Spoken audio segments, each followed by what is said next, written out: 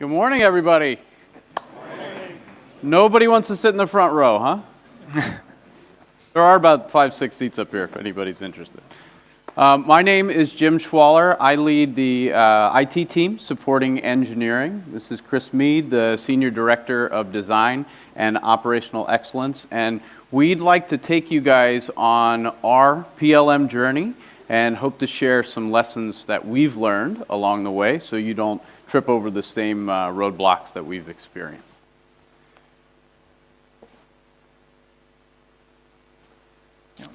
Sir, what am I missing here? Is this the right one? All right, there we go. So first, let's go to Switzerland. It's July 2015. It's a nice, warm evening. I have my earbuds in. I'm standing behind a hotel, and I'm looking at Lake Geneva, and I'm listening to Chris and my colleagues around the world talk about our PLM project and how it's not going very well. And they're asking questions like, did we just waste a couple $1 million? What did we do that was so wrong? Is this even salvageable? And I'll be honest, I was very selfishly thinking of only one question, which was, am I going to have a job when I fly back to LA on Friday?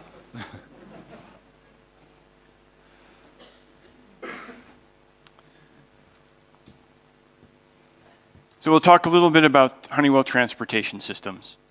So while we are part of a $40 billion multi-industrial conglomerate, Honeywell, and we're part of a $14 billion piece of Honeywell, Honeywell Aerospace, the Transportation Systems business is a $3 billion division, 95% turbochargers today. And last year it was 11 million turbochargers. Now that business is enabled by working together with our customers around the world to optimize their powertrains, truly understanding how they differentiate the powertrain, how it enables them to differentiate the vehicles to help their customers or their consumer image in the marketplace. Our fundamental business driver is about emissions regulations around the world, whether it's reduction of nitrogen oxides, whether it's reduction of particulate matter, both of which we, together with our OE partners, have reduced by more than 95% in the last 15 years. This challenge will continue. But also CO2 reduction, which continues to be a challenge for us across the world.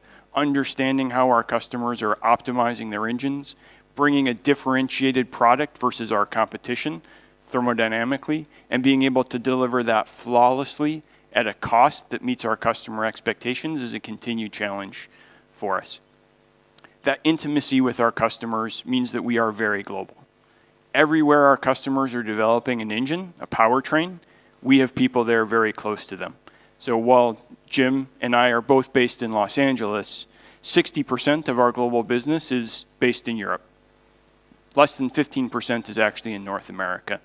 We have 5 engineering centers in China, in India, in North America, in France, in the Czech Republic, which have about 80% of our engineers to serve those regions. But we have 13 engineering centers around the world very close to our customers, whether it's Japan, Korea, Brazil, other places that our customers may be. Our global footprint is key to our success. Because our products are very customized. Every engine application is unique. So while we roll up to 11 million turbochargers, it's over 100 new product launches every year with our customers.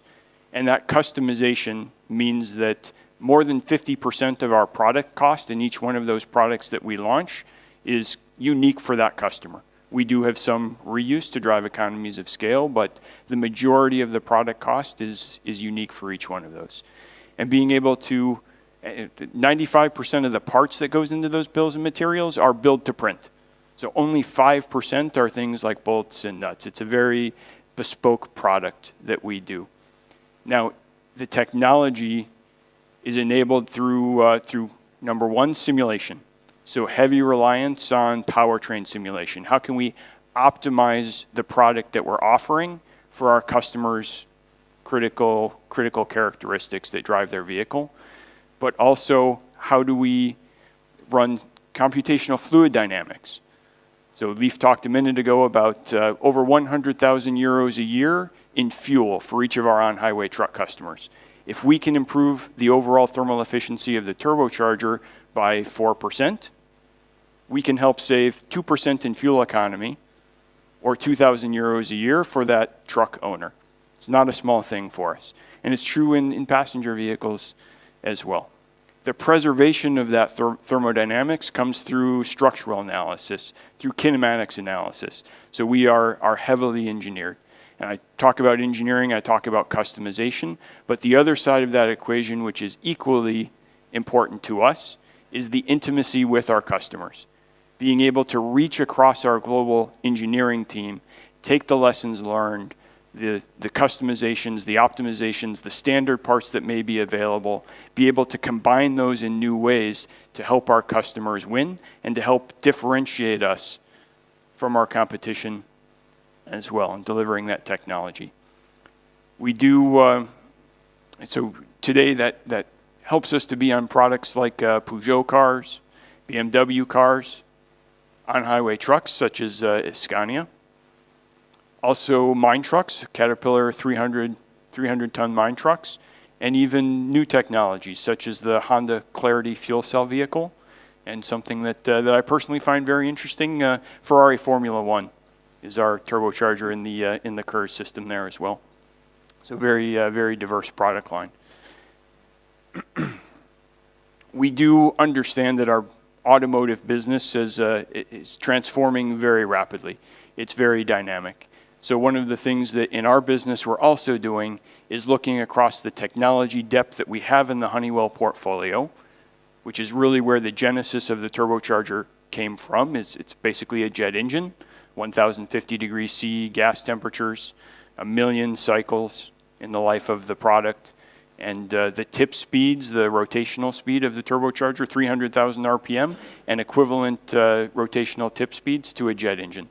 So the materials technology, the bearing technology, for us that technology transfer has been very powerful, and we see this continuing. So if you look at an aircraft, they're all connected. The data streams from the commercial airplane down to the ground. Honeywell owns the avionics. Honeywell owns that data streaming down from that connected airplane. So we look at things like cybersecurity, making sure that you can't hack an airplane. That is a core competency of Honeywell. Also things like petroleum refineries. How is this cyber secure? That is a core competency of Honeywell. We look at things like airplane health monitoring.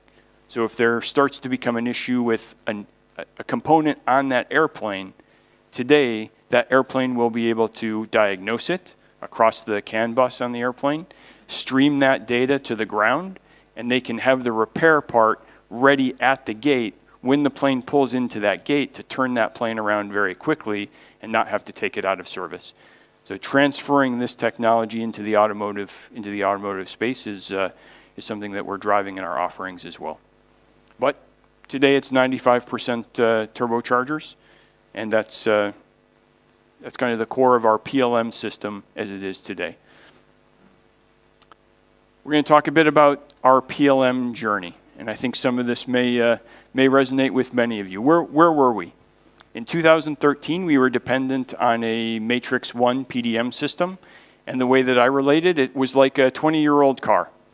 Not pretty.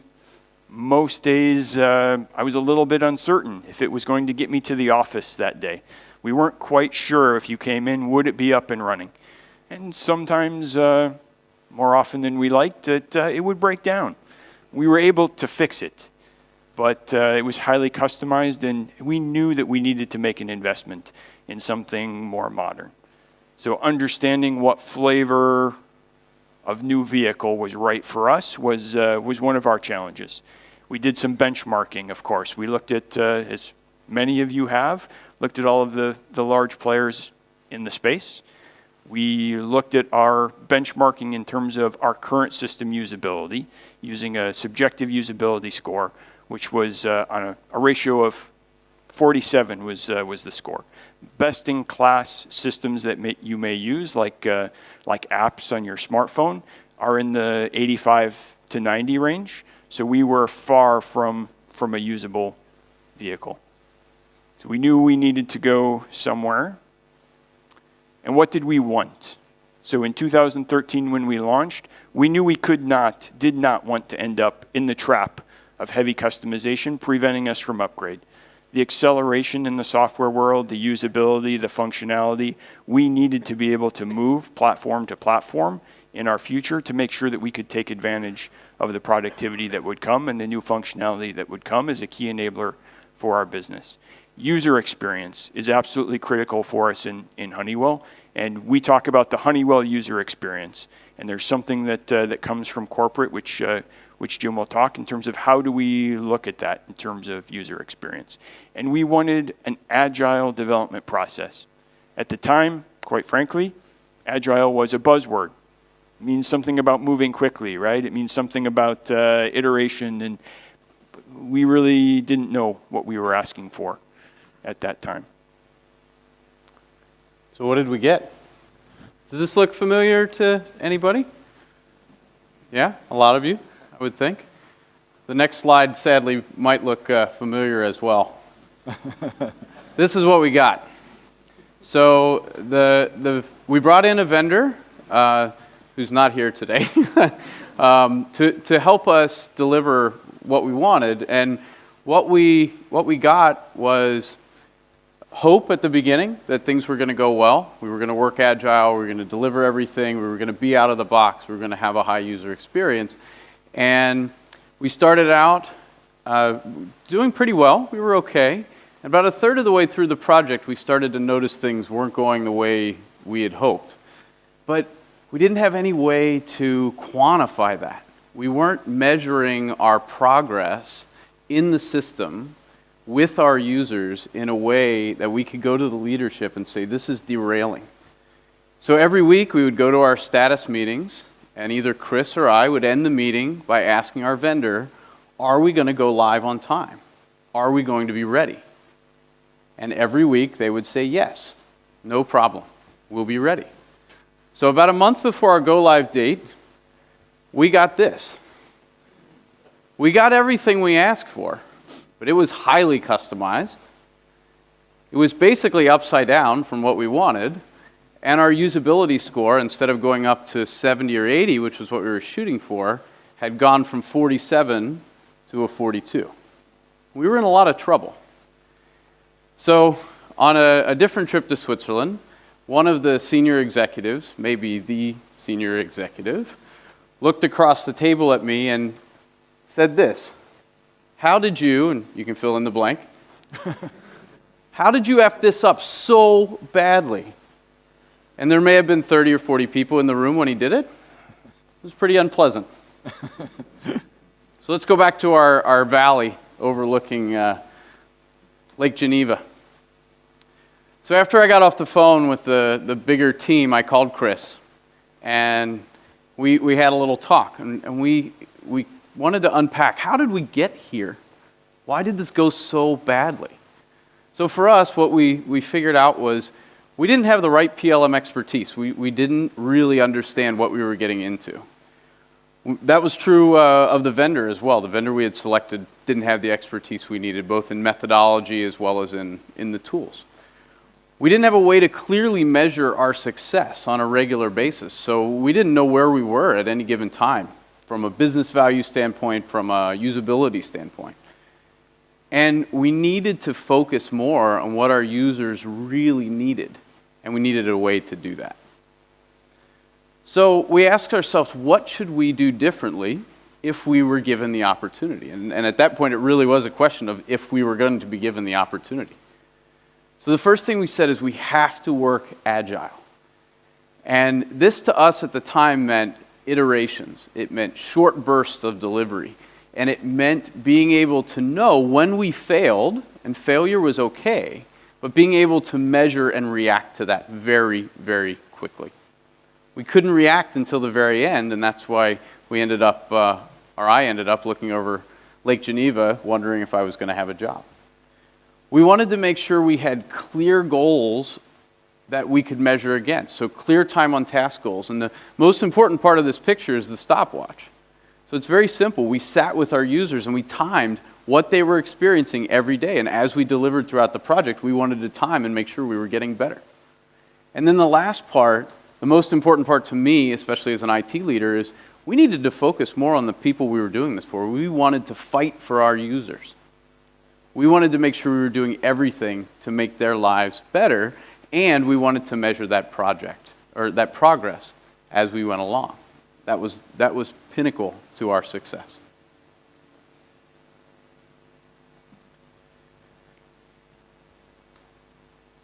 So as we started what we call Phase 2B, the second implementation, we were very introspective, as Jim just mentioned, in terms of resetting our goals. So as we started this new journey, we knew that we needed a new implementation vendor. It was perfectly clear from our failure. And what we were really looking for was someone who was experienced. We've never been down this path. We needed someone who would hold us by the hand, lead us down the path, point out all the potholes from the many implementations that they had done, and help us to not step in those same holes. We clarified what our objectives were in the user's eyes.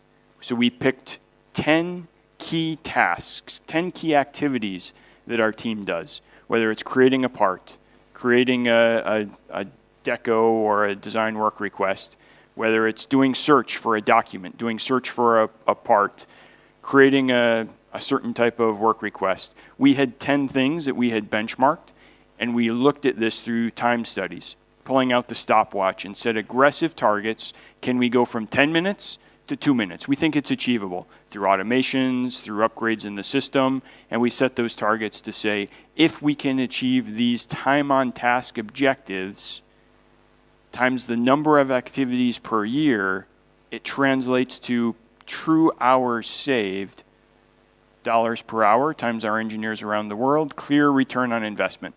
And it was a relatively narrow focus and allowed us, as we went through the process, to make sure that we remained focused on those things that create the most value.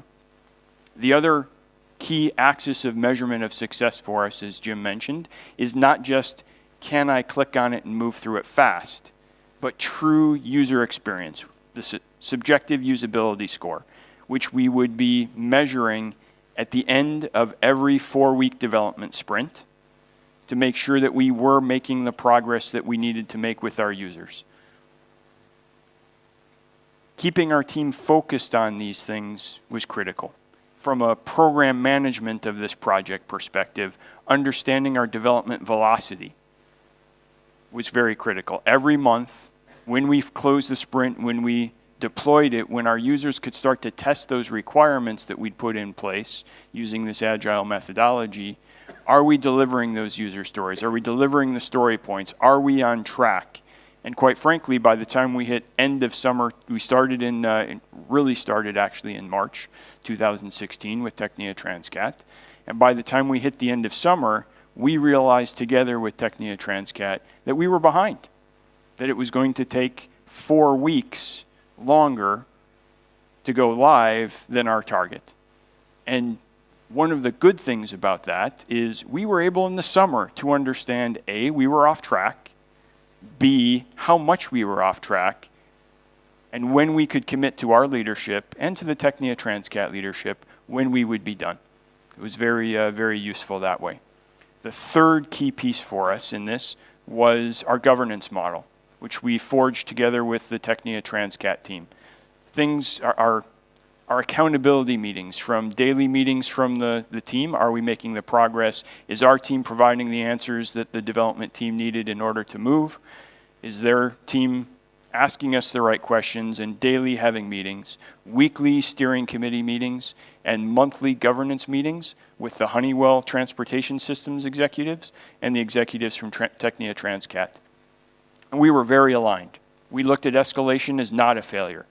Escalation says, we've got a problem, we agree that we have a problem, we can't solve it at a lower level, and we're taking it up. And that example of having to delay our go live date was actually received very well as an escalation in our governance model. So this, for us, this is one of the key things that made the project effective. Go live, December 12th, 2016.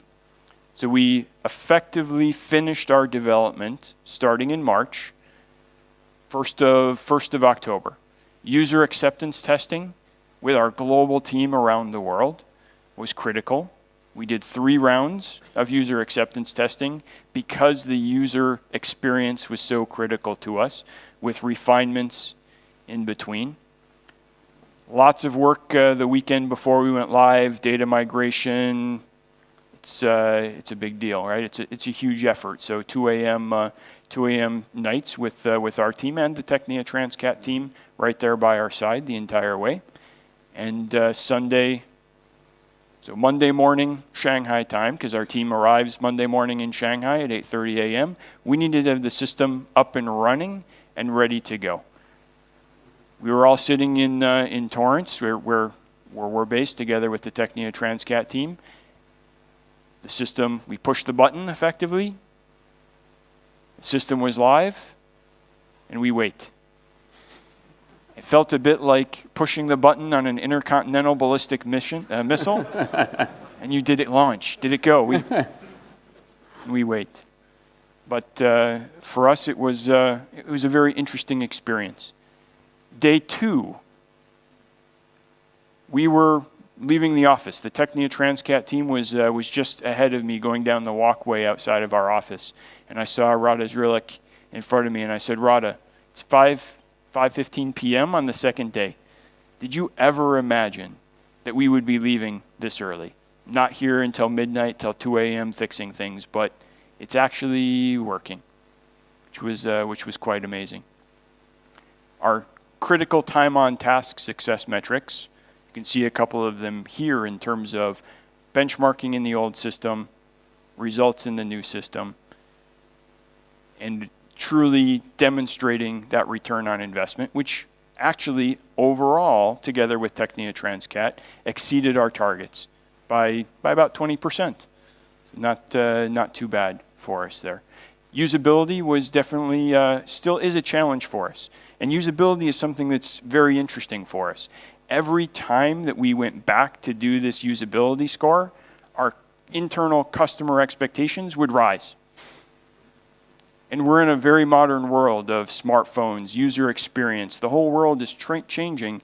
So what our users thought was benchmark 6 months ago, they're now expecting here and here and here. It will continue to challenge, and that's a key learning for both of us, and something that we'll carry forward as well. So what do we want you guys to take away from this more than anything? We don't want you to be standing looking over a valley in Switzerland at any point questioning your job. So these are the things that Chris and I do differently. We work on a lot of projects, and PLM's certainly one of them, but every project we do now, we take these things with us, and we take them very, very seriously. And it's changed the entire mindset of our team. So the first thing is that everything we do is agile. And for us, agile, we use Scrum, works very, very well. But what's most important is we found a methodology that both the business and IT could use, and we found a way to understand what was happening quickly with every sprint we delivered. And I really have to thank Technia Transcat for educating us and teaching us the right way to make that work. Teaching us, we used the Atlassian tools, they taught us the tools, they held our hands, they worked closely with us, they showed us the value through proof, right, and through business benefit. And we really had a lot of success. We have in subsequent projects as well. And I would say from the business perspective, our teams don't know anything about software development. We're all turbo engineers. It was very painful at first. What is this Jira thing? How does it work? But then 2-3 months in, it's clicking. It's clicking. And then 6 months in, 7 months in, our other software development teams for internally homegrown systems, not PLM, they're like, what is this? How do we get that? And my team's refusing to work on an IT software project with our IT partners unless we're using Agile, unless we're using a standard software tool, and pushing back on the IT teams internally that weren't yet mature, frustrated that they're not using it. Truly transformational for us as a business. Absolutely. So the way we work changed, and the way we looked at our users changed as well. So when we talk about user experiencing, understanding your user, to us, that means sitting with the users. It means taking videos of the users. It means talking to them for sure, but your users might not tell you what they want, but they can certainly show you what they need. So if you sit with them, if you spend time with them, if you're patient with them, and that phone in your pocket, taking a video of just a few minutes of what they're doing every day, you can discover so much in just that little bit of time. I really recommend going to see your users. It makes a big, big difference. Paper prototypes, clickable wireframe prototypes, doing the VOC. Does this work the way that you want it to? Bringing 2 or 3 different options to really be able to gather how they see the usability of the toolkit. It's uncomfortable. It's a huge investment of time, but it's so worth it because you discover things that you never would through other methods. Absolutely. And the last thing, of course, is measure your impact along the way. So at the end of every sprint, at the end of each piece of what you're doing, and hopefully they're small, consumable bites, measure the impact. And there will be times you do a sprint and you actually go backwards. We had a couple of those, right? And that's how we knew we were a little bit behind. But going to the leadership and saying we're a little bit behind at the beginning and here's why and here's how we're going to fix it is a hell of a lot better than sitting across from them at dinner and being questioned in front of 30 or 40 people. I can personally tell you that. So I hope you guys have enjoyed the session and you've picked up a couple of things that have resonated with you, and we wish you good luck in delighting your users. Thanks. Please stay. I'm sure everyone thought it was very interesting and maybe could see themselves in what you're describing. You know, do not believe that things happen automatically. It's hard work, dedicated work. That's kind of a summarize, I would guess. Yeah. What about now? I was thinking when it's up rolling, it's live, everyone use it. Do you still?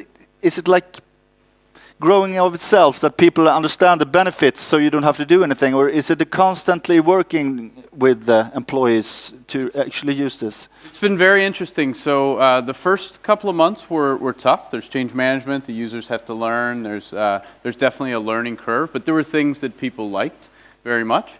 One thing we've seen since we've gone live in December is that you have to continue to be diligent and vigilant of what's happening. So we still have monthly sprint releases. So we measure the impact, we talk to the users, we do SUS scoring very regularly.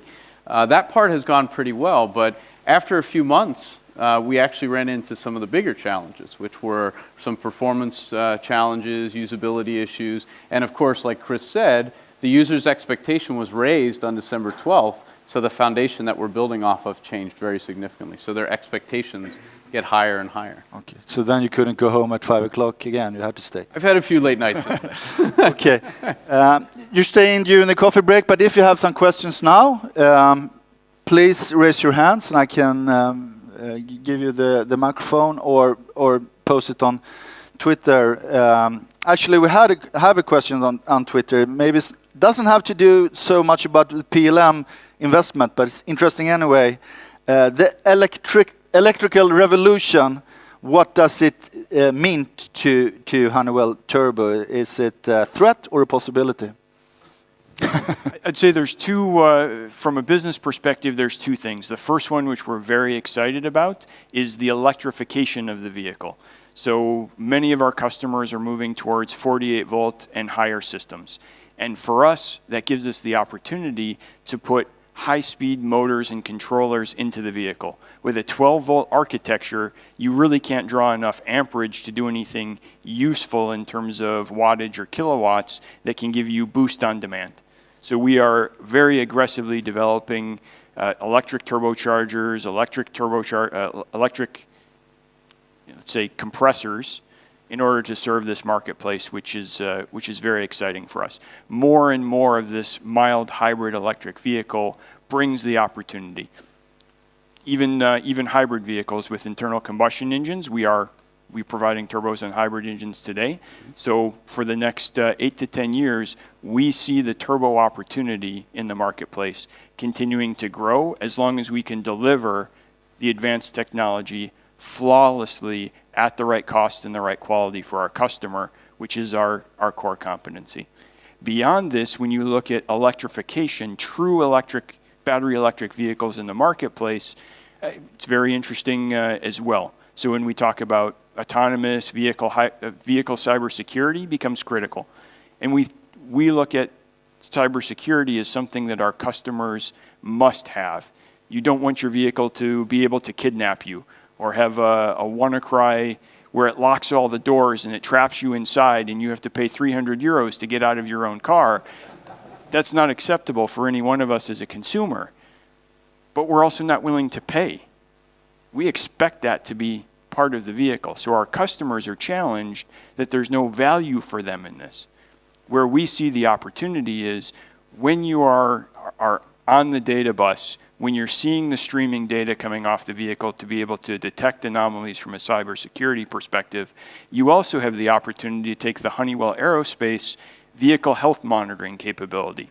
How can you understand when a part is wearing out, when it's starting to fail, when it's triggering digital anomalies that indicate that something is going bad? How can we bundle that together to offer more of a service to our customers that's truly valuable, and it's independent of the powertrain? There's other things we're looking at as well across the Honeywell portfolio. So we're very excited about the disruption as we see really delivering technology is what we do. We are not a commodity supplier. We're not. Thank you very much, both of you, for a very interesting story about a success story, I must say, about a PLM implementation. Thank you very much. Thank you. Thank you.